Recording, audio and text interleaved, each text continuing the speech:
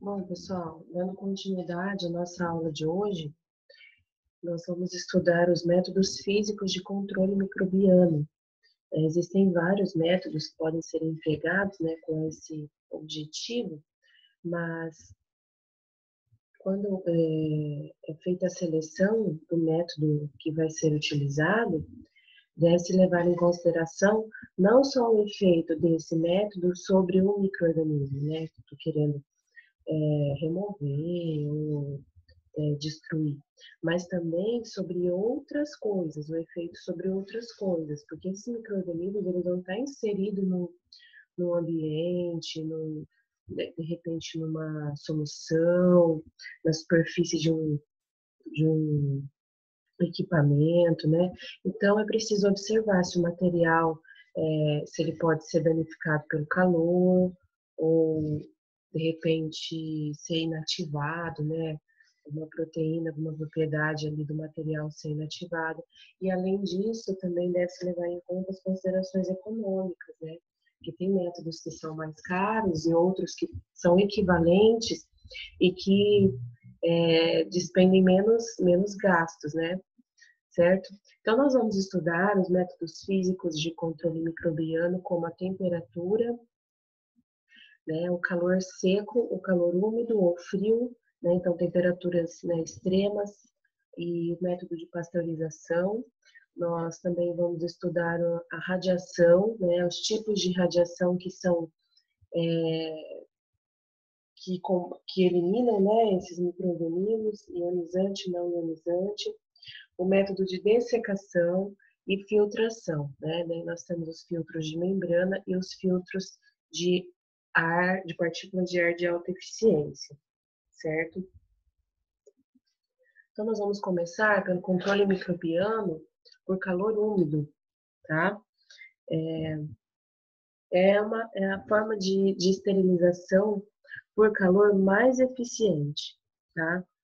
E o calor úmido ele tem uma maior penetração do que o calor seco. É por isso que ele é por isso que ele é considerado mais eficiente, certo? E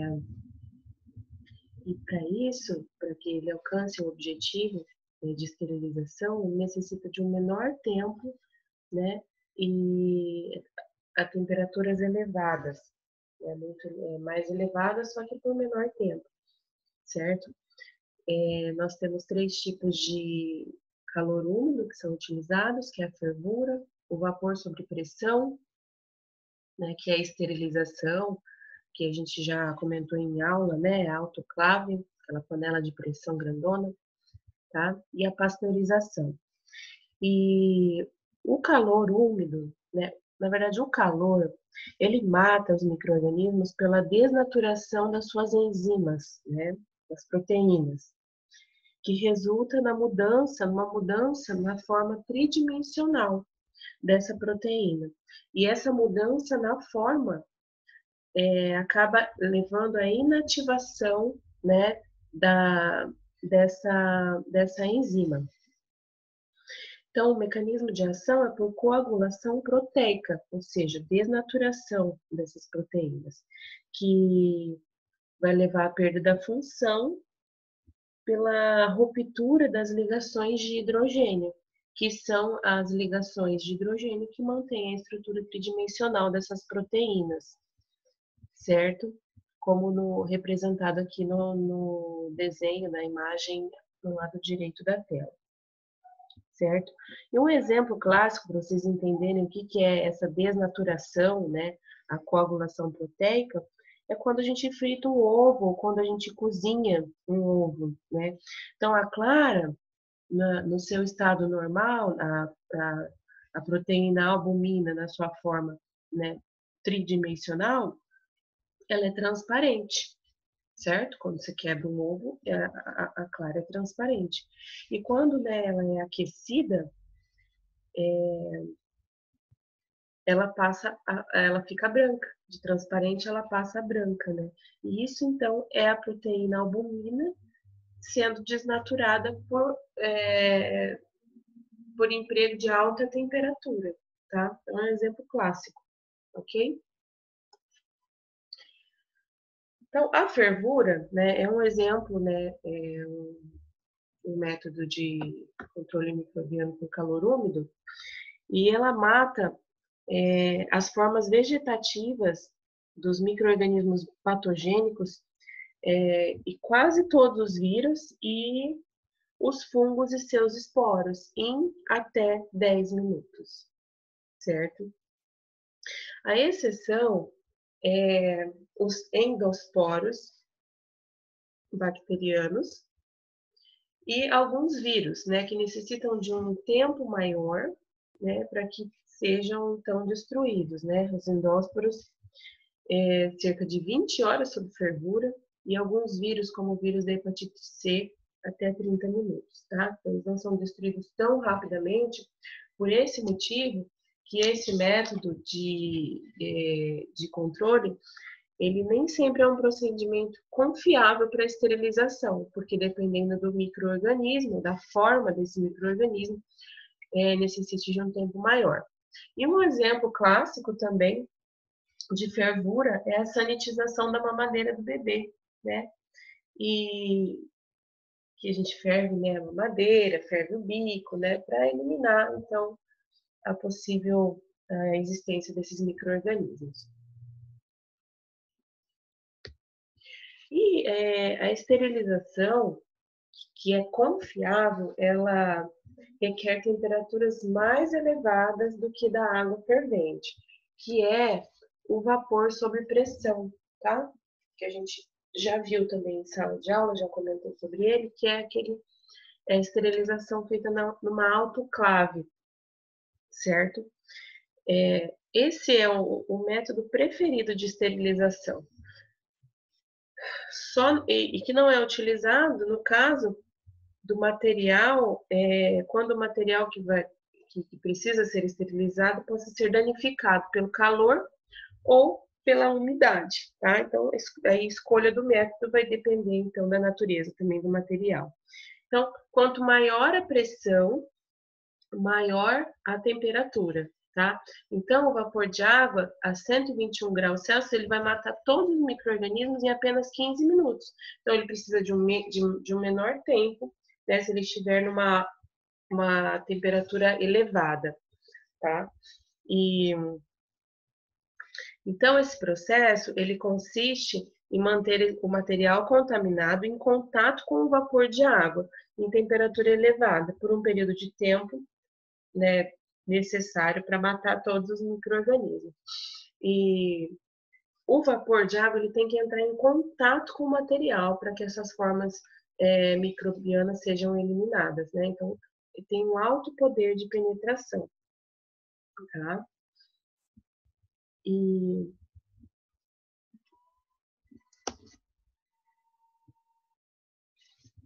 a autoclave, ela também é um método que é utilizado para esterilizar, por exemplo, os meios de cultura, né, que precisam ser estéreis quando vai ser feita uma inoculação de micro-organismos, né, para que eles se desenvolvam ali naquele meio, não pode ter nenhuma contaminação para que dê um resultado, né, errôneo. E também instrumentos, né, cirúrgicos, dentista, vestimentas, né, que precisam ser estéreis, seringas, equipamentos de transfusão, soluções, todos esses materiais podem ser esterilizados, né, pelo calor, pelo vapor sob pressão, né, que é na autoclave, certo? Então aqui a gente tem um esquema de uma autoclave aqui do lado esquerdo, né, e a sequência de eventos, né? O material, primeiramente, ele precisa ser acondicionado, vocês lembram que é isso, né? Então, ele vai ser devidamente embalado, né? Embrulhado. E só que os materiais utilizados têm que ser permeáveis a esse calor, né? A esse vapor. Lembra que eu falei que precisa entrar em contato com o material para que ocorra a esterilização. Tá? Então, por exemplo, o papel alumínio, ele impede que esse vapor chegue até o, o material, né? Então teria que ser um papel, né? Nós vimos, né, por exemplo, o mais utilizado é o papel craft. Então, é aquele que permite a penetração, tá? Então, ele é colocado dentro da autoclave.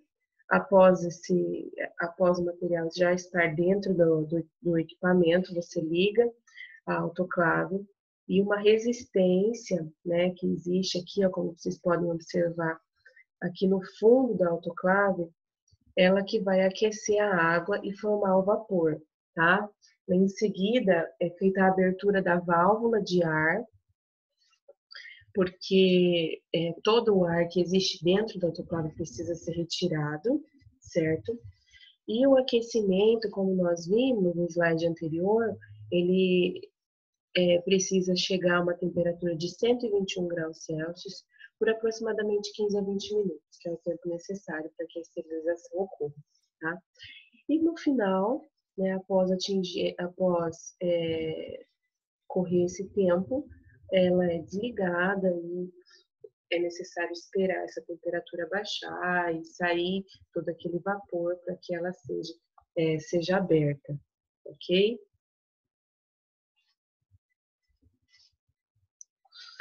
O outro método de controle microbiano com calor úmido é a pasteurização, né? Logo no começo da nossa disciplina, a gente viu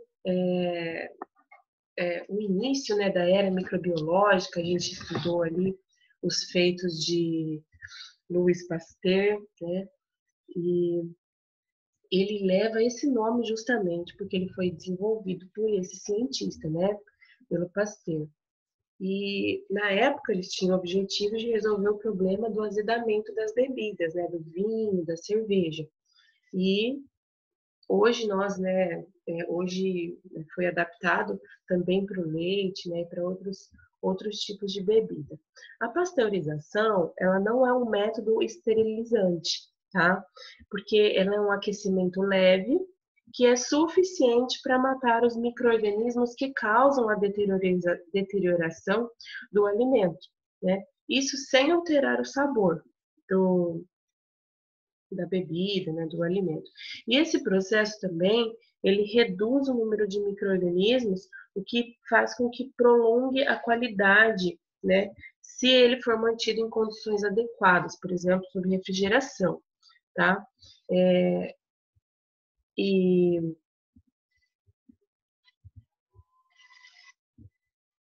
é um método, então, que nós temos um aquecimento, né, por um determinado tempo, e logo em seguida um resfriamento. Então, ele é aquecido a 72 graus aproximadamente, por 15 segundos, e resfriado logo em seguida, né, a 4 graus Celsius, tá? Só que essa temperatura, ela vai variar, né, dependendo do micro-organismo e do material, né, que está sendo esterilizado. Temperaturas mínimas de 72 graus por 15 segundos, certo? É chamada de pasteurização de alta temperatura e curto tempo, tá? Então, nós temos alguns exemplos aqui, olha, por exemplo, a pasteurização do sorvete, do iogurte, da cerveja, tá? E entre esses materiais, esses alimentos, eles vão diferir também em tempo e em temperatura, tá? Dependendo dos componentes, né? Tem até uma tirinha aqui, né, do Ricardo, perguntando por que tem um pastel no leite, né? Que é para tomar leite pasteurizado, certo? Então seria essa referência, tá bom? E um outro método de esterilização, né, que não é uma pasteurização, mas é outros métodos que vão permitir a esterilização de bebidas, é o tratamento de temperatura ultra elevada. Lembra que a gente já viu que está no leite de caixinha, o UHT, né, que é temperatura ultra elevada, que segue assim o mesmo princípio da pasteurização, só com temperaturas maiores, tá? E por menos tempo. Então, a esterilização de bebidas e que permite a conservação dessas bebidas por longo tempo, só que na ausência de refrigeração, né, na temperatura ambiente. Então, a gente tem, né, as caixinhas de leite, de suco, né, por um determinado período, né, consegue ficar ali na prateleira sem estragar, tá? Então, é, o, o alimento ele é submetido a 140, né, a bebida é submetida a 140 graus Celsius por aproximadamente 4 segundos, tá? E em seguida ela é resfriada rapidamente em uma câmara a vácuo. E por meio desse procedimento, o, o leite ou o suco, né, a bebida que foi esterilizada, ela pode ser armazenada sem a refrigeração por vários meses, certo? Então, nós temos dois tipos, né? A pasteurização, né, de Louis Pasteur, que é de alta temperatura e curto tempo, e temos também esse outro método, que é o tratamento de temperatura ultra elevada, o UHT, né, que são as caixinhas de leite de bebidas, ok? Então, a gente fechou então o controle microbiano por calor úmido, e agora a gente entra no controle microbiano por calor seco, tá? O calor seco, ele mata os micro-organismos por oxidação, né? E queima dos constituintes celulares. E é um dos métodos mais simples de esterilização. O calor seco é o da chama direta, que também é conhecido como flambagem, né? Onde o material ele é submetido diretamente ao fogo, tá? Seja ali seco ou embebido, né, em álcool, né, para facilitar o acesso, tá? E ele é muito utilizado em laboratórios de microbiologia para esterilizar, por exemplo, alças de inoculação, agulhas de inoculação, né, aquecendo, né, o fio até obter um brilho vermelho, tá? Então seria que alças, pinças, outros materiais de manipulação na chama, que e essa chama ela é projetada aqui no bico de Bunsen. Então é o nome desse desse aparelho, desse equipamento, dessa estrutura aqui, que fica ali nas mesas, né, do laboratório de microbiologia, tá? Onde você regula, né, a altura da chama, aí você controla, né, com o gás a entrada de ar e a intensidade também, tá bom? Em seguida, nós temos a esterilização, né, por calor seco também, só que em ar quente, tá? Onde os itens a serem esterilizados, eles são colocados em um forno, que é conhecido também como forno de Pasteur, tá? A temperaturas de 140 graus Celsius por aproximadamente 2 horas e 170 graus Celsius por 1 hora, tá? E é utilizado para esterilizar vidrarias, equipamentos metálicos de corte, óleos, ceras, vaselina e outras substâncias hidrofóbicas. Então, aquelas substâncias, aqueles materiais que não podem, né, ser colocados no calor úmido, porque podem deteriorar, certo? Então, utiliza-se o calor seco, né? Então, ele necessita de uma temperatura e de um tempo maior quando comparado ao calor úmido, né, ao vapor sob pressão. Por que que essa diferença acontece? O calor na água, ele é conduzido mais rapidamente para um corpo frio do que o calor no ar, tá? Então, por esse motivo, necessita de um tempo mais reduzido sob o calor úmido, certo? Porque o calor na água é conduzido mais rapidamente. Nós temos também a incineração, tá? Que é um princípio ali, né, similar, né, à chama direta, e é um modo, né, efetivo de esterilização, porém é um processo drástico de eliminação de micro-organismos, porque ele não vai, além de destruir os micro-organismos, ele também vai destruir o produto. Então, quando aquele produto não é não vai ser mais utilizado, é um dos métodos, né, eficientes, eficazes, a incineração. Incineração, perdão. E utiliza um forno específico e que atinge, né, altíssimas temperaturas, de 900 graus Celsius. Então, é utilizado para queima de carcaças de animais, que são usados em pesquisas, materiais contaminados de difícil destinação, para eliminar papel, copos, sacos, né, vestimentas contaminadas também, né? Então, tem uma vantagem aqui que na incineração ocorre a redução do volume do material em 90%. Só que tem a desvantagem de também levar à poluição atmosférica, né? Pela eliminação dos gases tóxicos. Né? Então, tem que avaliar se os prós e os contras, né? A gente já tinha visto isso em sala, né? Que também é um processo caro, né?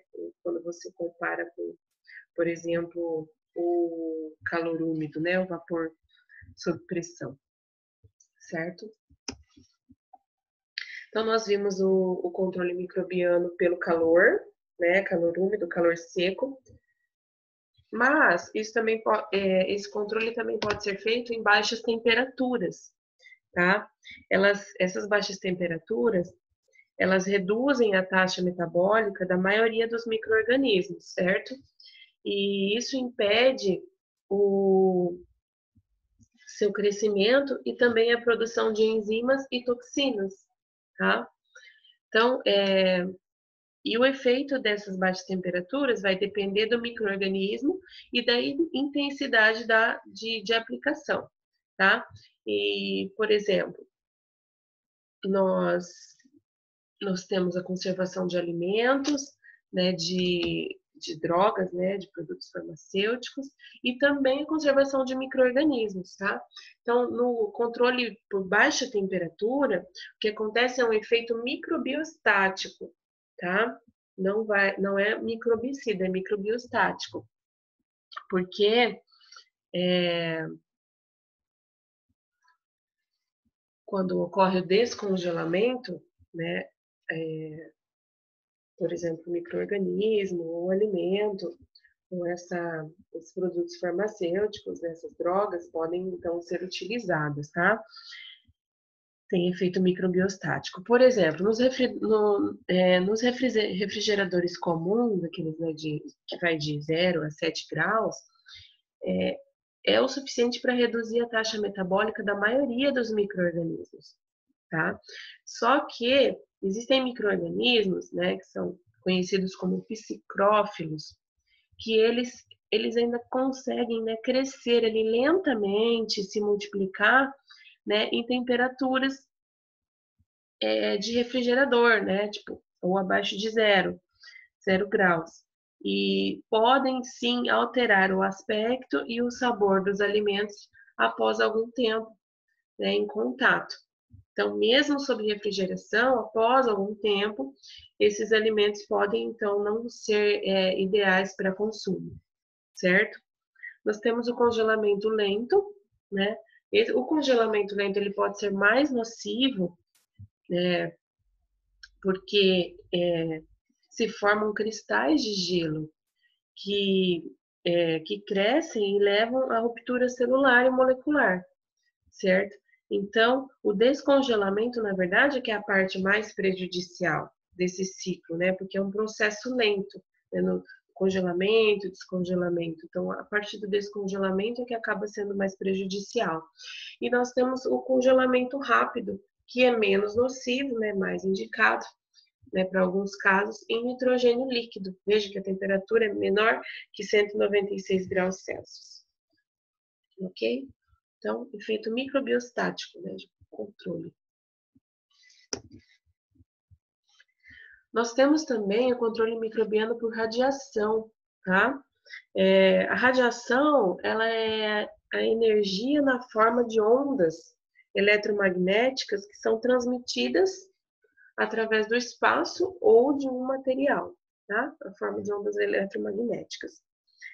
E A radiação, ela apresenta vários efeitos sobre as células, mas isso vai depender do seu comprimento de onda, da intensidade e também do tempo, né, da duração que esses materiais, né, micro-organismos estão sendo expostos. Então, nós temos dois tipos de radiação, tá? Que matam os micro-organismos, a ionizante e a não ionizante, tá? E elas são classificadas de acordo com o comprimento de onda. Então, a radiação não ionizante, ela tem comprimento de ondas acima de 1 nanômetro. E as radiações ionizantes, comprimento de onda abaixo de 1 nanômetro. E existe uma relação, né, entre o comprimento de onda e o conteúdo energético. Então, quanto menor o comprimento de onda, maior o seu conteúdo energético, tá? Então, as radiações ionizantes, elas apresentam um conteúdo energético maior do que as radiações não ionizantes, que têm um comprimento de onda maior, certo? Vamos lá. A radiação, as radiações não ionizantes, nós temos um exemplo que é muito conhecido, que é a radiação ultravioleta, que tem comprimentos de onda que vão de 136 a 400 nanômetros, tá?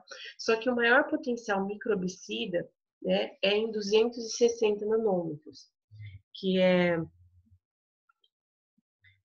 o comprimento de onda eficaz para matar os micro-organismos. E também é o comprimento de onda específico absorvido pelo DNA, tá? E por que isso acontece? Porque a luz ultravioleta, ela causa danos, né, diretos ao DNA dos micro-organismos, das células expostas, tá? Porque ela produz ligações entre as bases ali do DNA, as bases pirimídicas, e que geralmente essas bases são as timinas, nas cadeias de DNA, certo?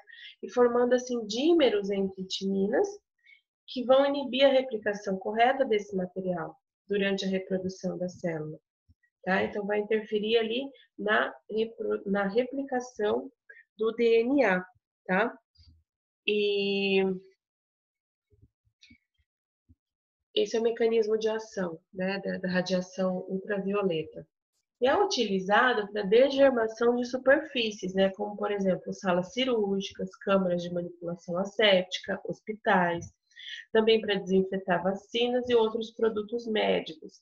Existe aquela lâmpada UV, né, que é aquela que emite uma luz roxa, que é germicida, tá? Ela não é muito, não tem um poder de penetração muito alto, tá? Então, por isso, ela é para degermação de superfície. Então, ela vai controlar, né, os micro-organismos ali da superfície, e no caso dessa lâmpada também controla, né, que ela emite essa luz UV e controla os micro-organismos do ar também, né, por isso utilizado, né, em salas, em câmaras, a gente viu naquelas cabines de segurança, tem a lâmpada UV, tá? Então é assim que funciona.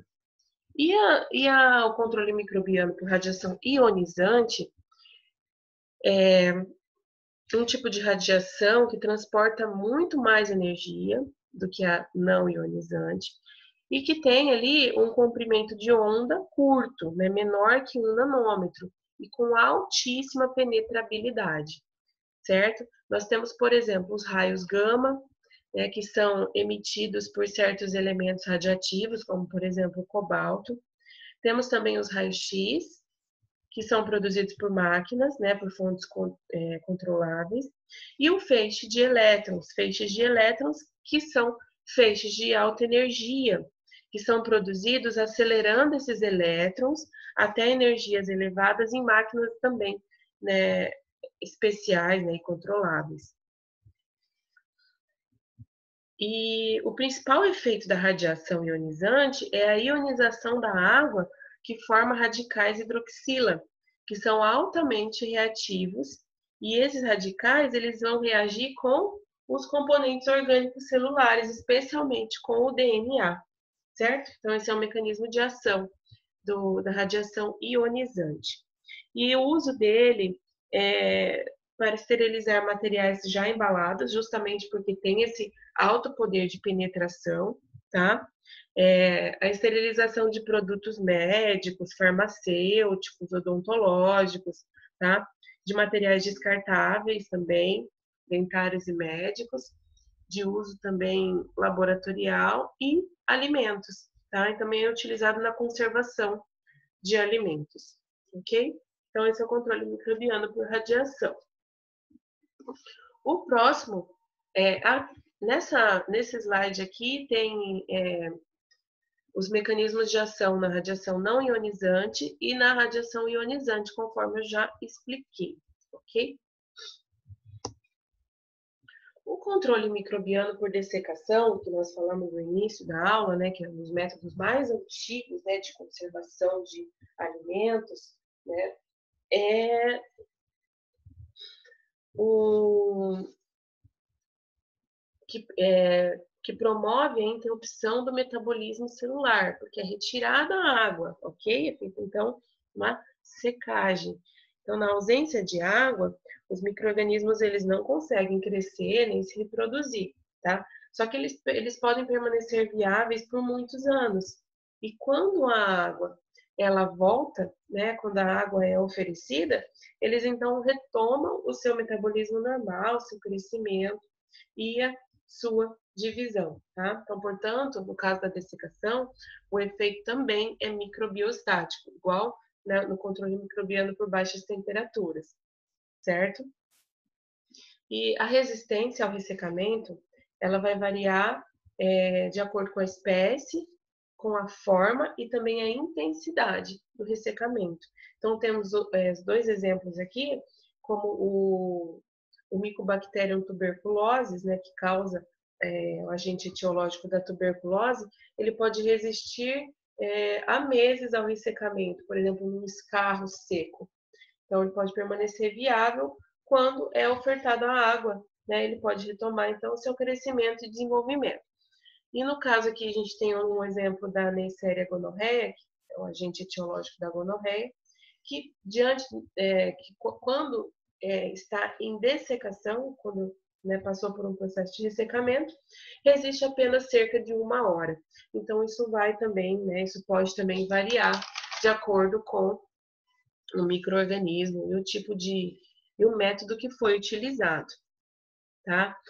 Os vírus, normalmente eles são mais resistentes ao ressecamento e não tão resistentes quanto os endosporos, tá? Nós temos bactérias que formam endosporos que já passaram por esse processo de formação do endosporo, perderam água, tá? Então elas são mais resistentes, né? Elas já estão em dessecação. E esses endosporos, eles podem sobreviver por séculos. Né? E quando a água é ofertada, séculos depois, eles podem voltar ao metabolismo normal, certo? Nós temos alguns exemplos aqui, como a conservação de alimentos por pressão osmótica, tá? O que é isso, né? O alimento, por exemplo, ele é submetido a altas concentrações de sais ou açúcares, né? E isso cria um ambiente que é hipertônico, que força ali, né, de certa forma, a saída da água, né, de dentro da célula microbiana, porque eu tenho um meio mais concentrado na parte externa do que na parte interna, e isso, por pressão osmótica, faz com que a água, então, saia da célula, né? Isso é muito utilizado, por exemplo, o sal, né, para fazer, no caso, para salgar e conservar carnes, e frutas também, né? Umas quantidades elevadas de açúcares também fazem essa conservação do alimento. Nós temos a conservação por exposição ao sol, no caso de sementes, né, a secagem de sementes, a pressão osmótica e a exposição ao sol, né, no caso da carne de sol, conhecida também como carne seca, e temos a preservação de amostras microbianas pelo processo de liofilização. Né? O que é isso, Pro? É a desidratação em baixas temperaturas, certo? É um sistema de criodessecação. Então, o alimento ele é congelado, né, a menos 54, a menos 72 graus, e essa água, então, ela fica em forma de gelo, né, a água presente no alimento, e posteriormente esse alimento é submetido, né, a condições de pressões muito baixas que levam, então, à sublimação daquela água, né, congelada em vácuo, né? Então, a amostra acaba saindo desse equipamento seca, uma amostra seca. Então, a água ela passa de gelo a vapor, né, nesse liofilizador. Ocorre a sublimação da água, né, em vácuo. E é utilizado para preservar alimentos, mas também para preservar micro-organismos e princípios ativos, né? Nós temos um exemplo que é comum, que é o café solúvel. O café solúvel é um café liofilizado, né? Então ele está ali numa amostra seca e que você, né, para prepará-lo, você, né, coloca água e faz o café ali normalmente na presença de água, certo? Por último, pessoal, nós temos o controle microbiano por filtração, tá? É a passagem de um líquido ou de um gás através de um material que é semelhante a uma tela, né? Com tamanhos diferentes, dependendo do objetivo, né? Do micro-organismo, com tamanho suficiente para reter o micro-organismo desejado, tá? Então, nós temos as membranas filtrantes, que são discos finos de ésteres de celulose ou de polímeros plásticos, tá? Os poros, como eu disse, vão variar o tamanho dos poros, dependendo do micro-organismo, né? De 0,22 a 0,45 micrômetros, mas eu tenho aqueles que são com poros muito pequenos, como 0,01 micrômetros, que são capazes de reter vírus e algumas moléculas grandes de proteínas também, tá? Então, aqui eu tenho aqui uma membrana que é colocada diretamente numa seringa, mas também eu tenho uma membrana filtrante que vai fazer parte, então, aqui desse equipamento, né, uma membrana maior, onde eu consigo filtrar maiores quantidades, né, de, de algum líquido, por exemplo. Então, o que acontece?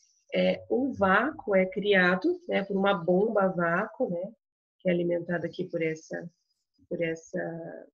abertura. Então, o vácuo é criado no frasco coletor, aqui na parte de baixo, e a pressão do ar, ela faz com que a passagem do ar força a passagem do líquido pelo filtro, tá? Então, aqui eu tenho o líquido filtrado. E essas membranas filtrantes são utilizadas para esterilização de materiais que são sensíveis ao calor, tá? Como, por exemplo, meios de cultura, alguns meios de cultura, né? Não todos, enzimas que desnaturam pelo calor, vacinas, né? Que contêm ali, né, micro-organismos, né, atenuados ou ainda mortos, vitaminas, antibióticos, drogas, e na análise microbiológica do ar e da água, né? Então é utilizado esse método, né, por filtração. E nós temos ainda os filtros de partícula de ar de alta eficiência, né, o EPA, que são filtros de acetato que retêm 99% das partículas presentes no ar, né? Então eles são realmente eficientes, tá? Esses filtros, eles removem quase todos os micro-organismos que são maiores que 0,3 micrômetros de diâmetro. E aqui nós temos, né, no canto direito, uma cabine de segurança biológica, onde tem esse equipamento, né, esse filtro faz parte, né, dessa cabine, e o ar ele recircula no interior, né, sendo constantemente filtrado, de modo que o ar presente no interior dessa cabine é somente o ar filtrado, tá? E esse filtro ele é utilizado, né, em salas estéreis, como salas cirúrgicas, por exemplo, e também em salas em que precisa ter um isolamento, como para tratar pacientes vítimas de queimadura, né, que estão ali expostos, podendo ser contaminados por micro-organismos presentes no ar. Então, é utilizado esse filtro de alta eficiência, certo? E também em cabines de segurança biológica, né? Que são chamadas de fluxo laminar, ok? Pessoal, aqui no próximo slide, nós temos, então, um resumo de todos os métodos que foram estudados aqui nessa aula, certo? E depois, amanhã, nós vamos dar continuidade a essa aula de controle do crescimento microbiano pelos métodos químicos, tá? Então, hoje a gente fecha com os métodos físicos e amanhã nós vamos ter, então, a aula do controle do crescimento microbiano, só que pelos métodos químicos, ok? Então, eu peço que vocês voltem ao fórum, respondam as questões, tá? E qualquer dúvida, eu estou à disposição. Tá bem, pessoal? Obrigada.